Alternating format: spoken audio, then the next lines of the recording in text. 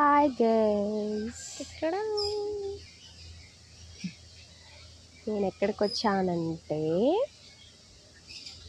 విజయవాడ మంతన సత్యనారాయణ రాజు గారి ఆశ్రమంకి వచ్చా. It's trust entrance. ఇది ఇలా లోపలికి వెళ్తాం. మేము వచ్చేసరికి ఈవినింగ్ 6 అలా అయింది.